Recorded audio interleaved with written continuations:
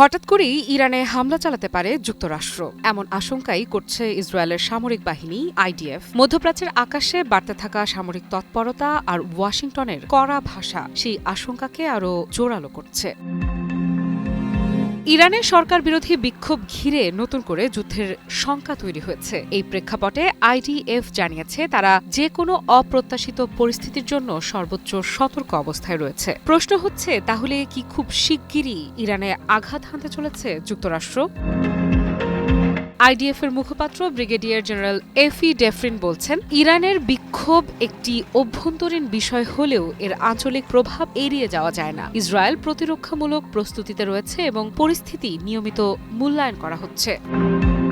এরই মধ্যে তেহরান হুঁশিয়ারি দিয়েছে, যুক্তরাষ্ট্র যদি ইরানে হামলা চালায় তাহলে ইসরায়েল ও মধ্যপ্রাচ্যে অবস্থিত মার্কিন সামরিক ঘাঁটিগুলো লক্ষ্যবস্তুতে পরিণত হবে। এই হুমকি নতুন করে উত্তেজনা ছড়িয়েছে ইসরায়েল, যুক্তরাষ্ট্র ও তাদের মিত্রদের মধ্যে। এই উত্তেজনার পেছনে রয়েছে সাম্প্রতিক রক্তক্ষয়ী ইতিহাস। গত বছরের জুনে ইসরায়েল ও ইরানের মধ্যে হয় 12 দিনের ভয়াবহ যুদ্ধ। ইসরায়েলের দাবি ছিল ইরানের পারমাণবিক কর্মসূচি ও ক্ষেপণাস্ত্র সক্ষমতা ধ্বংস করতেই সেই হামলা। সেই যুদ্ধের রেশ এখনও কাটেনি। এই প্রেক্ষাপটেই প্রশ্ন উঠছে, ইরান সীমান্তের কাছে হঠাৎ কেন যুক্তরাষ্ট্রের যুদ্ধ বিমান উঠছে? ইরানের সামরিক বাহিনী কি সত্যিই প্রস্তুত? আর কোন ঘাঁটি থেকেই বা ইরানে হামলা চালাতে পারে যুক্তরাষ্ট্র?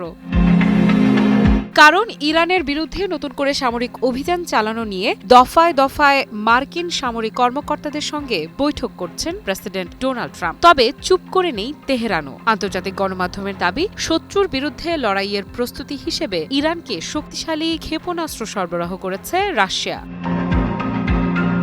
এই ক্ষেপণাস্ত্র দিয়েই কি যুক্তরাষ্ট্রের বিরুদ্ধে প্রতিরোধ বলয় গড়তে চায় ইরান? আর তাই কি হঠাৎ উত্তপ্ত হয়ে উঠেছে মধ্যপ্রাচ্যের সবচেয়ে বড় মার্কিন সামরিক ঘাঁটি কাতারের আল উদেইদ?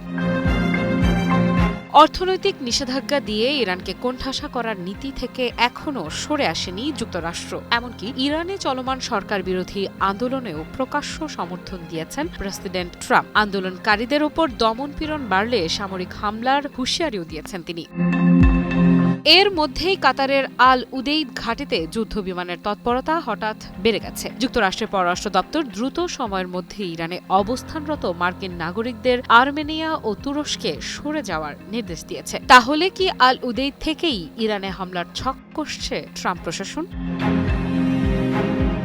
ইরান সীমান্ত থেকে মাত্র ৩০০ কিলোমিটার দূরে অবস্থিত এই আল উদেইদ ঘাঁটি। ইসরায়েলি গণমাধ্যমের বরাতে রয়টার্স জানায়, সম্প্রতি সেখানে পৌঁছেছে KC-135 জ্বালানি ট্যাঙ্কার এবং B-52 মডেলের মার্কিন বোমারু বিমান। এই ঘাঁটিতে মোতায়েন রয়েছে অন্তত 10,000 মার্কিন সেনা।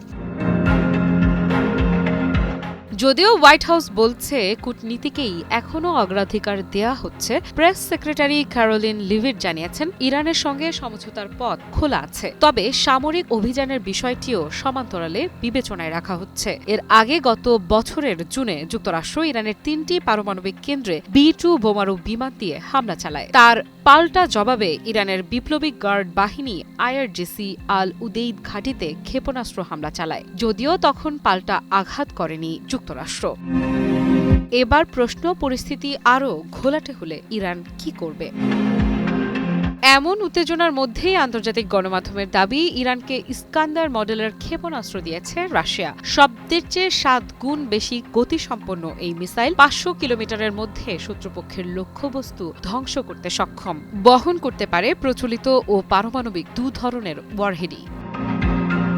এই ক্ষেপণাস্ত্রের সবচেয়ে বড় বৈশিষ্ট্য, এটি যুক্তরাষ্ট্রের প্যাট্রিয়ট বিমান প্রতিরক্ষা ব্যবস্থা ভেদ করতে পারে। আর সেই প্যাট্রিয়টই বর্তমানে মোতায়েন রয়েছে আল উদেইদ ঘাঁটিতে। বিশ্লেষকদের ধারণা, এই ইস্কান্দার দিয়েই যুক্তরাষ্ট্রের বিরুদ্ধে প্রতিরোধ গড়ে তুলতে পারে তেহরান। চীনও নীরবে ইরানকে সহায়তা করে যাচ্ছে। মিসাইল তৈরির উপকরণ সরবরাহ করছে বেইজিং, যা যুদ্ধে বড় ভূমিকা রাখতে পারে। যদিও বিশ্লেষকেরা বলছেন, রাশিয়া ও চীন সরাসরি যুদ্ধে নামবে না, তবে কৌশলগতভাবে ইরানের পাশে থাকবে। আফরিদা ইফরা, নিউজ 24।